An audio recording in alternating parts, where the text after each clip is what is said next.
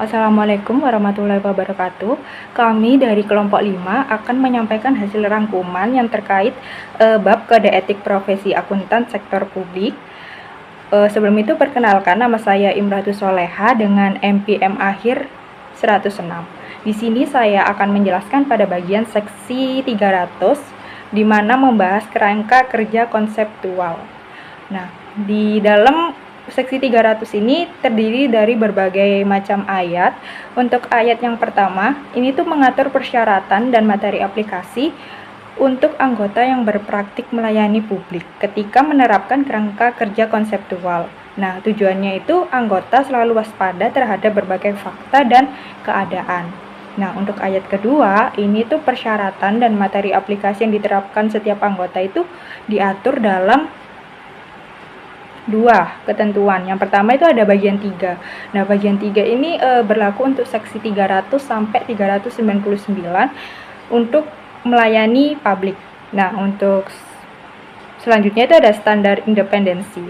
Nah, pada bagian 4A independensi ini itu untuk perikatan audit dan perikatan review yang berlaku untuk seksi 400 sampai 899. Nah, pada bagian 4B itu independensi untuk perikatan asuran selain audit dan review. Dan 4B ini berlaku untuk seksi 900 sampai 999. Nah, untuk ayat A, ini kata anggota itu mengacu pada individu yang berpraktik melayani publik di kantor. Nah, selanjutnya itu pada ayat 4, itu anggota harus mengikuti prinsip etika dasar dan menerapkan kerangka kerja konseptual untuk mengidentifikasi, mengevaluasi, dan mengatasi ancaman. Nah, untuk pada ayat 5 ini terdapat sub-ayat.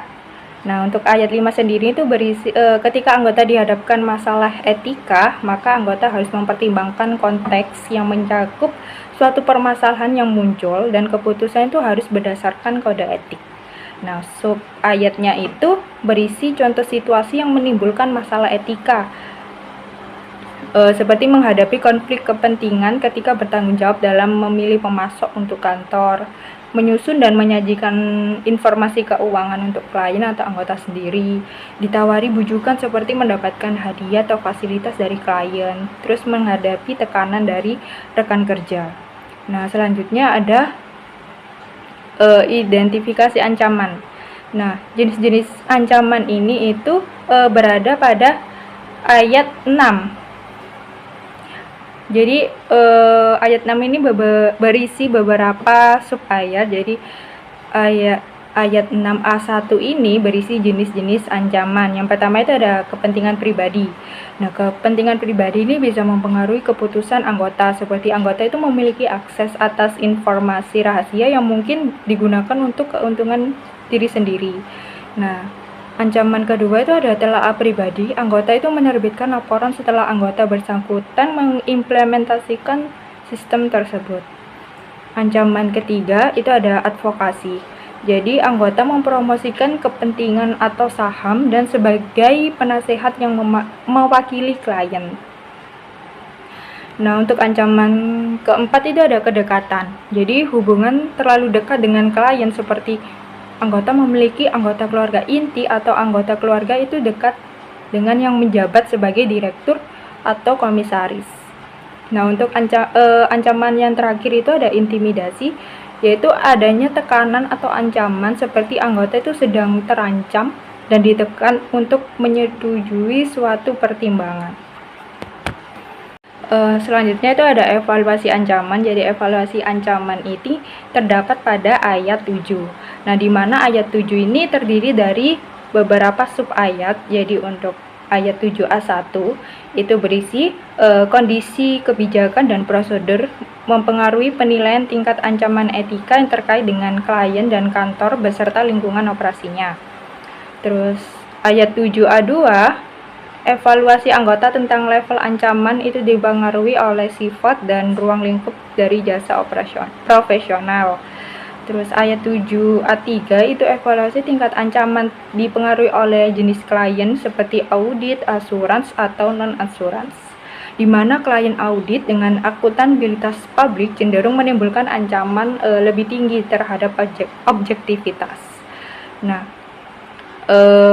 ayat 7A4, struktur tata kelola dan lingkungan klien dapat mempengaruhi penilaian tingkat ancaman, terutama jika klien memiliki pengawasan, prosedur, dan sumber daya yang mendukung kepatuhan etika. Ayat 7A5, evaluasi tingkat ancaman dipengaruhi oleh lingkungan kerja kantor, termasuk kepemimpinan, kebijakan, sistem pengawasan, dan praktik yang mendukung kepatuhan etika. Ayat 7A6, perubahan informasi itu dapat mempengaruhi tingkat ancaman dan efektivitas pengamanan, sehingga perlu dievaluasi ulang dan penanganan yang sesuai dan tepat.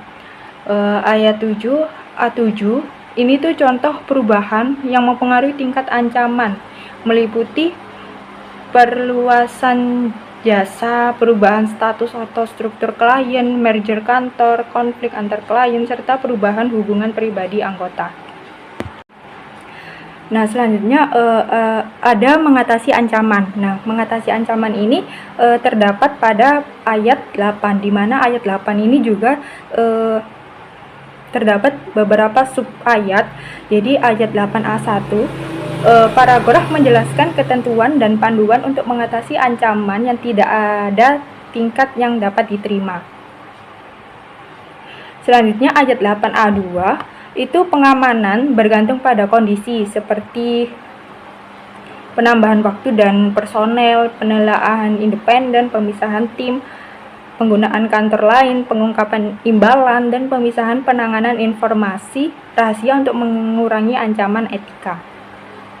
Selanjutnya ada ayat 8A3, bagian 3 serta standar independensi, yaitu 4A dan 4B, itu menjelaskan jenis ancaman dalam profesional dan contoh tindakan untuk mengatasinya yang sebelumnya sudah saya jelaskan. Selanjutnya ada ayat 8A4, di mana penilaian yang tepat itu adalah profesional yang kompeten dan berwenang untuk menilai pekerjaan secara objektif dan dapat merupakan seorang anggota. Nah, selanjutnya ada berkomunikasi dengan pihak yang bertanggung jawab atas tata kelola. Ini tuh termasuk pada ayat 9, di mana ayat 9 juga memiliki beberapa sub-ayat. Jadi di mana ayat 9 ini anggota harus menentukan pihak yang tepat dalam tata kelola untuk berkomunikasi, serta memastikan semua pihak terkait mendapat informasi yang cukup bila diperlukan. Nah, ayat 9A1, dalam menentukan pihak komunikasi, anggota harus mempertimbangkan sifat dan pentingnya keadaan, serta isinya yang akan disampaikan. 9A2, contoh subkelompok tata kelola meliputi komite audit atau anggota individu yang bertanggung jawab atas tata kelola.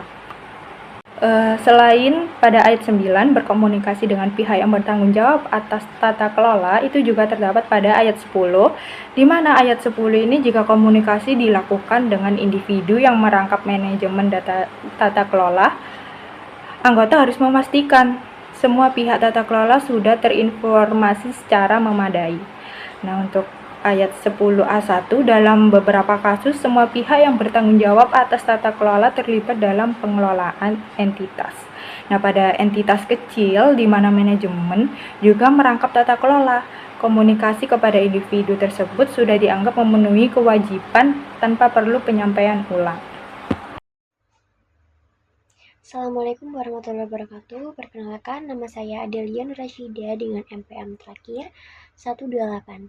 Di sini saya akan menjelaskan tentang pasal seksi 310 tentang benturan kepentingan, yang dimana pada pendahuluan 310 ayat 1 sampai 310 ayat 3 itu menekankan bahwa anggota wajib mematuhi prinsip etika dan menggunakan kerangka kerja konseptual untuk mengidentifikasi, mengevaluasi, dan mengatasi ancaman. Setelah itu, selanjutnya menyimpulkan bahwa benturan kepentingan dapat mengancam objektivitas dan etika, baik karena melayani beberapa klien dengan kepentingan yang bertentangan maupun karena konflik antara kepentingan pribadi anggota dan klien.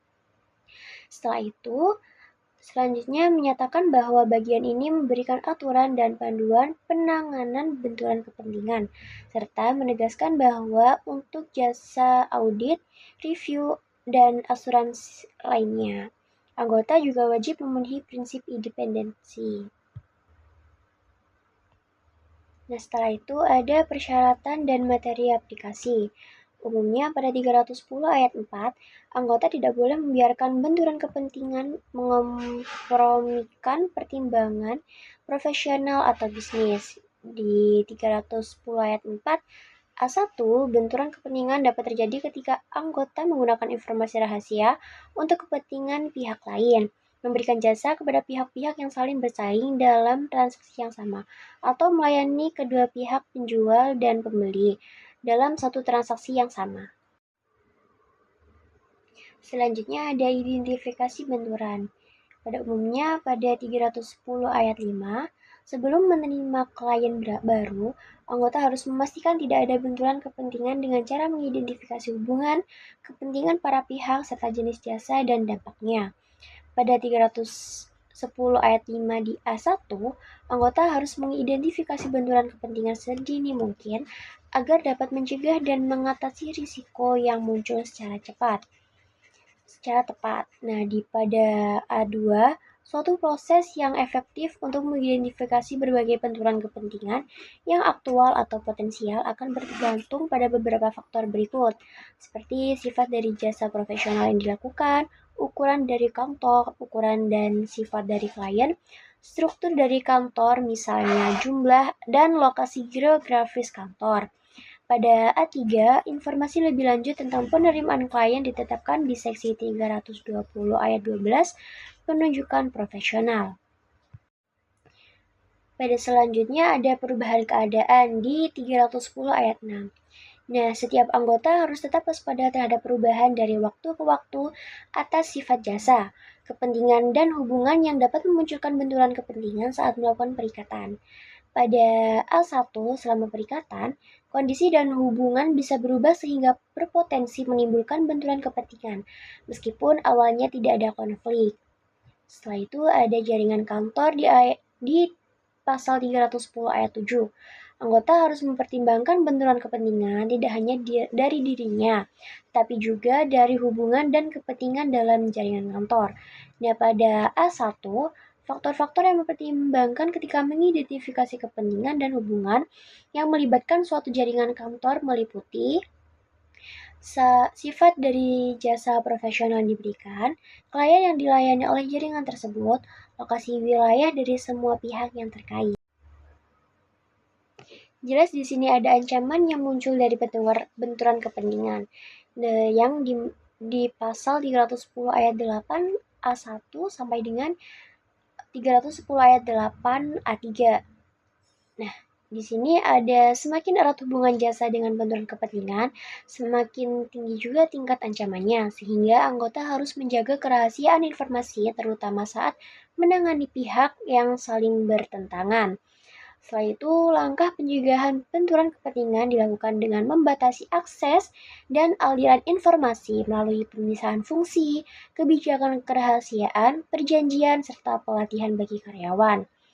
Setelah itu, ada pengamanan benturan kepentingan dapat dilakukan dengan menugaskan tim terpisah untuk menjaga kerahasiaan serta melibatkan penelaah independen guna memastikan hasil pekerjaan tetap objektif dan tepat. Setelah itu ada pengungkapan dan persetujuan yang terdapat pada 310 ayat 8, di mana anggota harus menggunakan pertimbangan profesional untuk menentukan apakah benturan kepentingan perlu diungkapkan dan memerlukan persetujuan dari pihak terkait.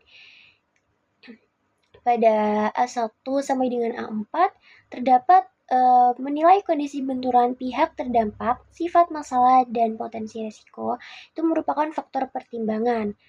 Setelah itu ada bentuk pengungkapan dan persetujuan, yang dimana pengungkapan bisa umum atau spesifik, dan persetujuan bisa tersirat atau eksplisit. Nah, setelah itu ada kewajiban anggota juga yang mengungkapkan benturan kepentingan dan memperoleh.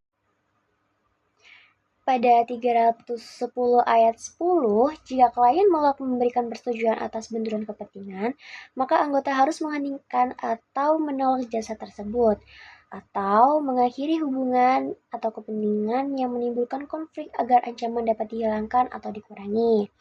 Pada pasal 310 ayat 11, di sini mengungkapkan bahwa anggota harus waspada terhadap prinsip kerahasiaan, termasuk ketika membuat pengungkapan atau berbagai informasi di dalam kantor atau jaringan, dan mencari panduan dari pihak ketiga.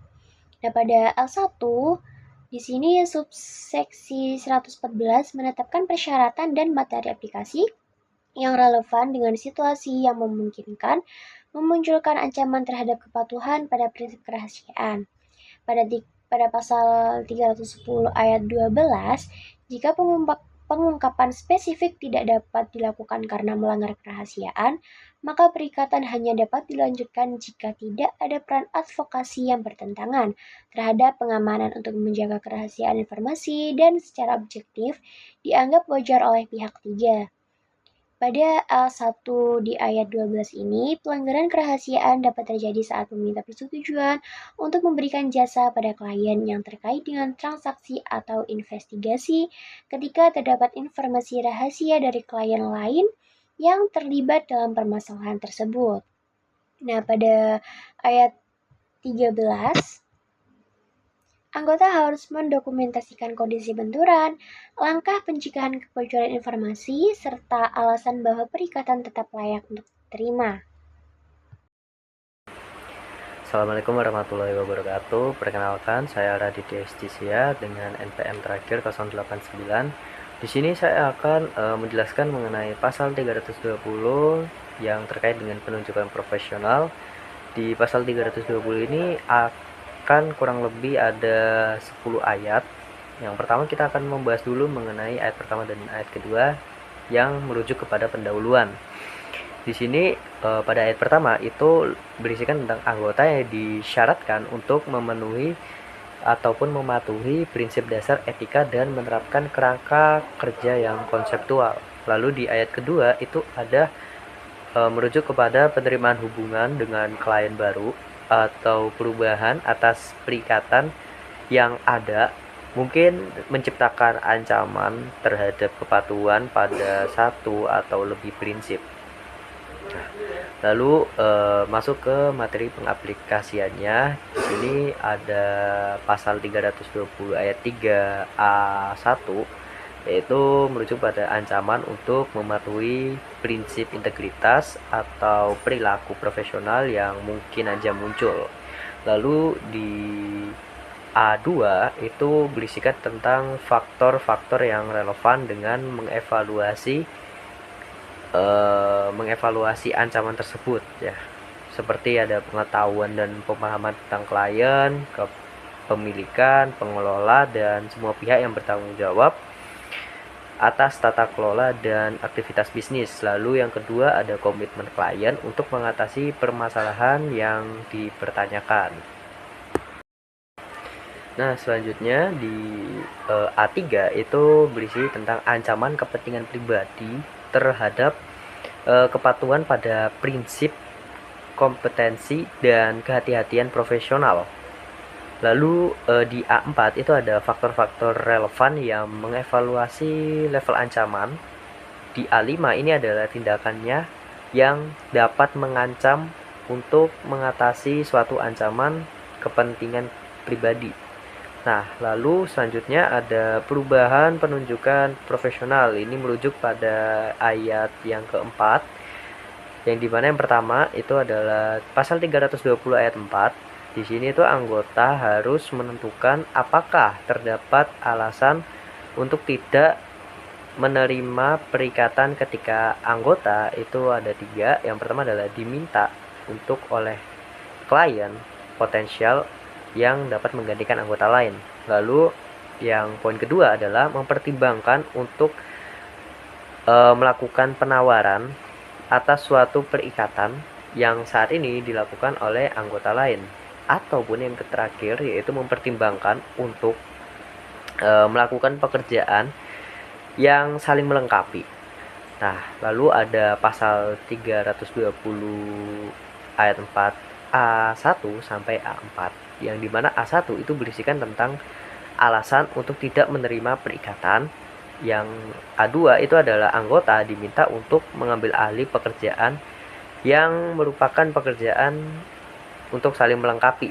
Nah, untuk A3 ini adalah faktor relevan dan pengevaluasian level ancaman. Lalu yang A4 ini adalah tindakan-tindakan yang dapat menjadi pengamanan untuk mengatasi ancaman pribadi. Nah, selanjutnya itu adalah komunikasi dengan anggota yang sedang memberikan jasa atau anggota praktisi pendahulu. Ada dua ayat di sini, itu adalah ayat 5 A1 dan juga ayat 6. Nah, untuk ayat 5-nya ini adalah anggota yang diusulkan biasanya akan membutuhkan izin dari klien. Lebih baik secara tertulis untuk memulai pembahasan dengan anggota yang lain. Nah, sementara untuk ayat 6 ini adalah jika tidak dapat berkomunikasi dengan anggota yang sedang memberikan jasa ataupun anggota praktisi pendahulu, maka anggota ini diusulkan harus mengambil langkah-langkah memadai lainnya untuk memperoleh informasi tentang kemungkinan adanya ancaman. Nah, selanjutnya adalah pasal 320 ayat 7 yang lebih merujuk kepada komunikasi dengan anggota yang diusulkan. Jadi, untuk yang pertama adalah pasal 320 ayat 7. Ini itu adalah anggota yang sedang memberikan jasa atau anggota praktisi pendahulu itu diminta untuk menanggapi komunikasi dengan anggota yang diusulkan. Nah, lalu di 320 ayat 7 A1 ini anggota yang sedang memberikan jasa atau anggota praktisi pendahulu terikat dengan perjanjian kerahasiaan. Nah, lalu di A2 itu berbagai keadaan mensyaratkan atau mungkin mensyaratkan anggota untuk mengungkapkan informasi rahasia. Nah, selanjutnya ini ada perubahan penunjukan audit atau review yang terdapat pada pasal 320 ayat 8. Yang dimana isinya adalah anggota harus meminta anggota yang sedang memberikan jasa atau anggota praktisi pendahulu untuk memberikan informasi yang diketahui mengenai fakta ataupun informasi lain yang dimana di dalamnya ada opini anggota yang sedang memberikan jasa atau anggota praktisi pendahulu.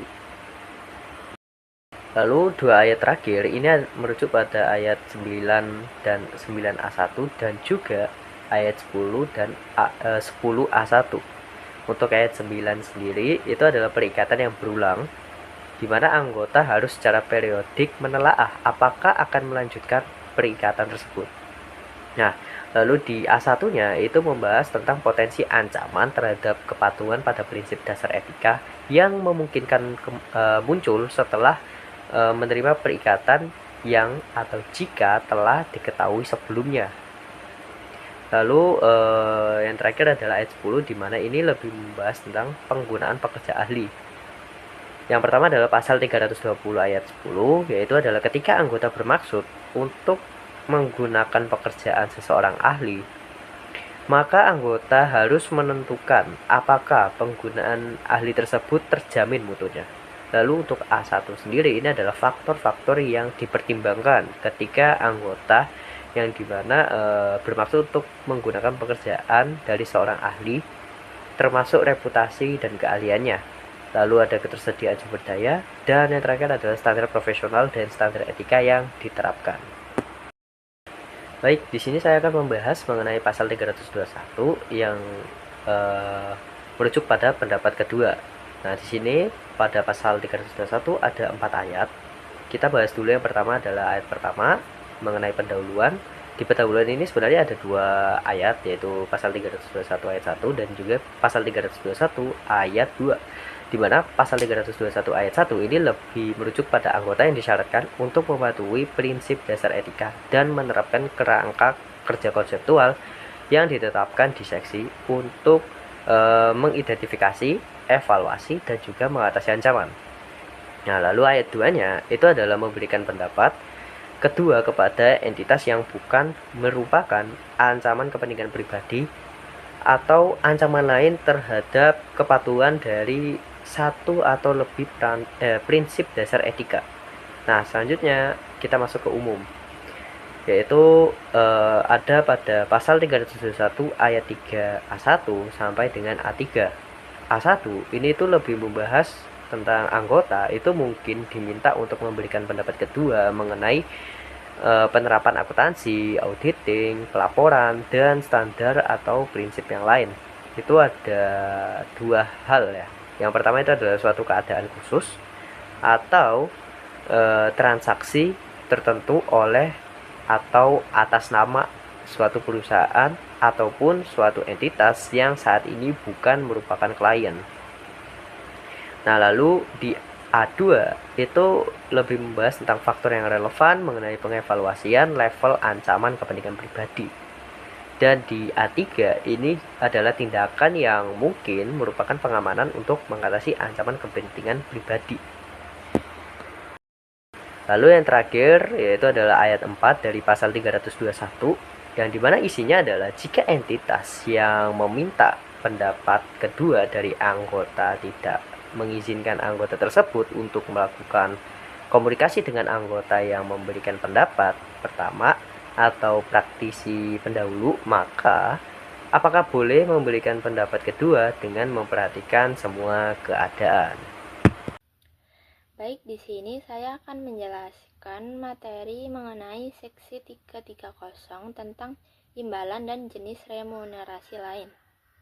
Jadi, seksi 330 ini mengatur bagaimana akuntan profesional dalam praktik publik harus mengelola penetapan imbalan dan bentuk remunerasi lainnya agar tidak melanggar prinsip dasar etika. Yang pertama ada besaran imbalan atau fee level.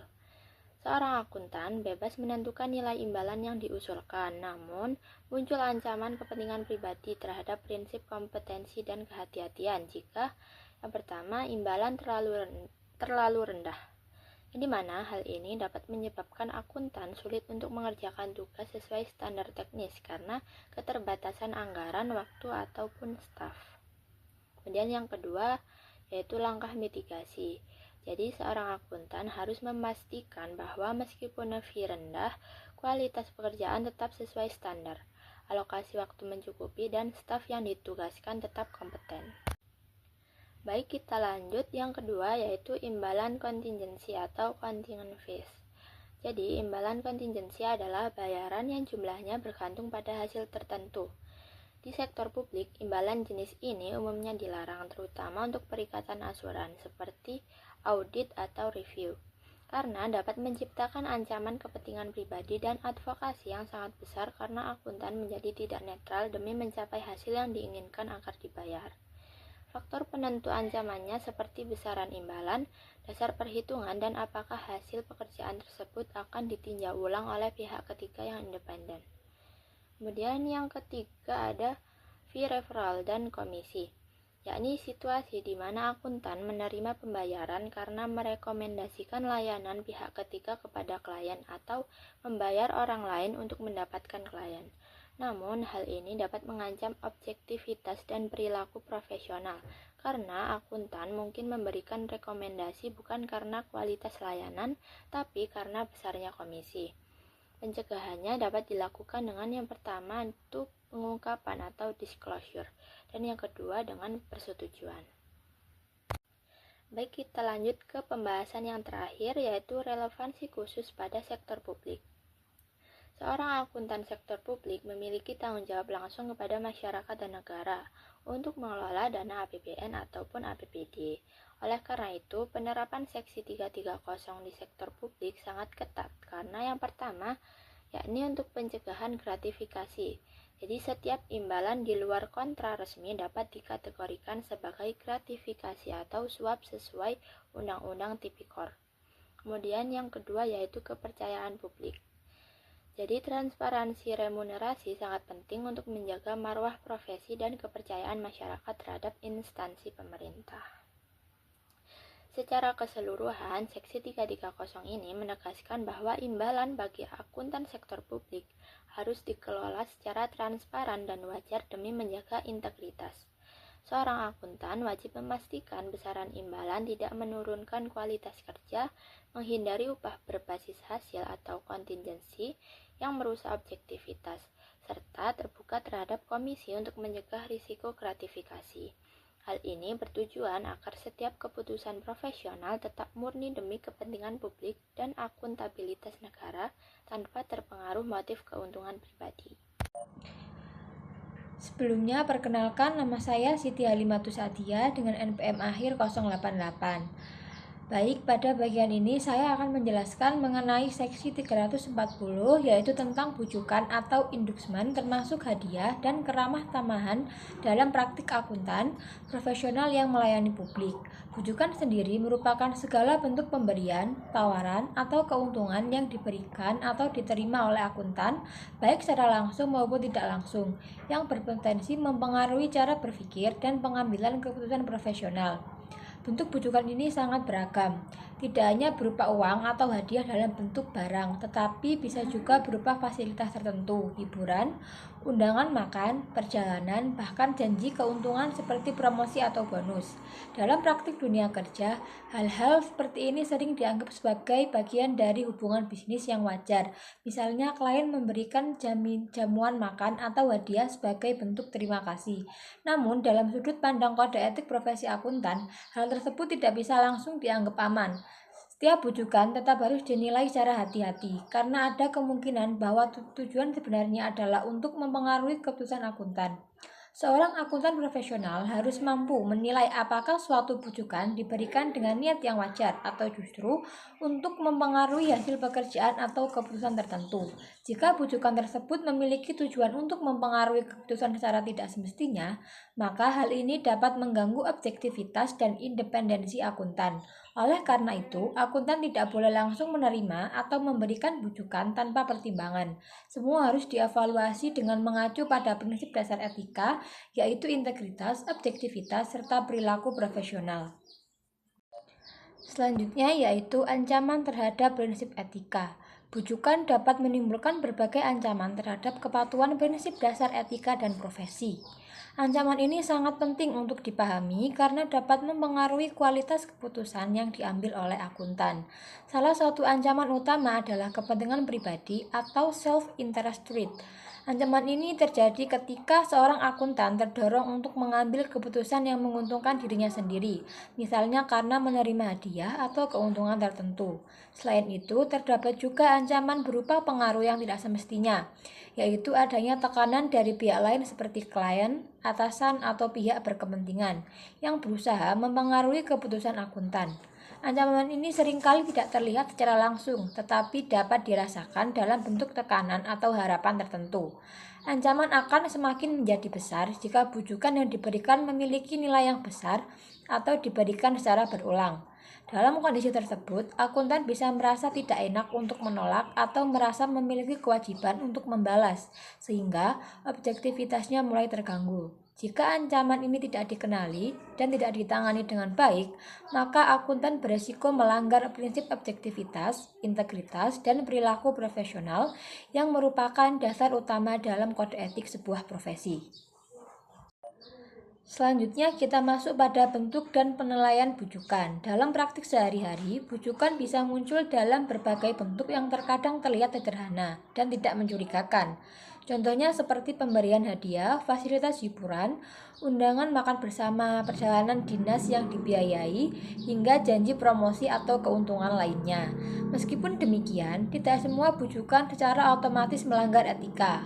Oleh karena itu, akuntan perlu melakukan penilaian secara profesional terhadap setiap situasi yang dihadapi. Ada beberapa hal yang perlu dipertimbangkan dalam menilai suatu bujukan. Pertama, yaitu nilai atau besarnya bujukan tersebut, apakah termasuk kecil atau cukup signifikan. Yang kedua, frekuensi pemberian, apakah hanya sekali atau terjadi secara berulang. Yang ketiga, tujuan dari pemberian tersebut, apakah murni sebagai bentuk hubungan profesional atau ada maksud untuk mempengaruhi keputusan. Yang keempat, apakah bujukan tersebut dapat mempengaruhi penilaian atau keputusan profesional akuntan. Dan yang tidak kalah penting adalah bagaimana persepsi pihak ketiga yang rasional dan independen terhadap situasi tersebut. Jika dari penilaian tersebut ditemukan bahwa bujukan tidak tidak wajar, berlebihan, atau berpotensi mempengaruhi keputusan, maka langkah yang tepat adalah menolak bujukan tersebut. Selanjutnya yang terakhir yaitu langkah mitigasi dan sikap profesional. Untuk menjaga kepatuhan terhadap kode etik profesi, akuntan harus melakukan langkah mitigasi terhadap ancaman bujukan. Langkah mitigasi ini sangat penting untuk memastikan bahwa akuntan tetap bekerja secara profesional dan tidak terpengaruh oleh faktor eksternal. Beberapa langkah yang dapat dilakukan antara lain, menolak atau tidak menerima bujukan yang tidak sesuai dengan prinsip etika. Selain itu, akuntan juga harus menghindari situasi yang berpotensi menimbulkan konflik kepentingan. Akuntan juga perlu mengidentifikasi dan mengevaluasi ancaman sejak awal, sehingga dapat mengambil tindakan pencegahan sebelum masalah terjadi. Langkah lainnya adalah mendokumentasikan setiap penerimaan atau penolakan bujukan sebagai bentuk transparansi dan pertanggungjawaban profesional. Jika ditemukan adanya pelanggaran, maka akuntan harus berani melaporkan kepada pihak yang berwenang sesuai dengan ketentuan yang berlaku. Yang paling penting, akuntan harus selalu menjaga sikap profesional, tidak mudah terpengaruh oleh tekanan, dan tetap berpegang pada prinsip integritas dan objektivitas. Dengan menerapkan semua langkah tersebut, akuntan dapat menjaga independensi, meningkatkan kepercayaan publik, serta menjalankan profesinya secara etis dan bertanggung jawab. Saya akan menjelaskan seksi 350 tentang kustodi aset klien. Akuntan publik seringkali dipercaya untuk memegang atau mengelola aset milik klien seperti uang tunai, surat berharga, atau dokumen berharga dengan risiko utama muncul ancaman kepentingan pribadi atau perilaku tidak profesional terhadap kepatuhan prinsip dasar etika. Kewajiban akuntan yang pertama, akuntan wajib untuk melakukan pemisahan aset dengan menyimpan aset klien secara terpisah dari aset pribadi akuntan atau aset firma. Selanjutnya, menggunakan aset tersebut hanya untuk tujuan yang telah ditentukan oleh klien. Selanjutnya, kesiapan laporan. Sudah siap untuk mempertanggungjawabkan aset tersebut, termasuk penghasilan atau dividen yang dihasilkan kepada pemiliknya. Yang terakhir, kepatuhan hukum. Dengan mematuhi seluruh peraturan perundang-undangan yang berlaku terkait penyimpanan dan pengelolaan aset. Yang terakhir ada langkah pencegahan. Sebelum menitipkan aset, akuntan harus memverifikasi sumber dengan memastikan bahwa aset tersebut tidak berasal dari aktivitas ilegal, misalnya pencucian uang. Evaluasi ancaman yaitu jika ada ancaman yang signifikan terhadap prinsip etika, akuntan harus menolak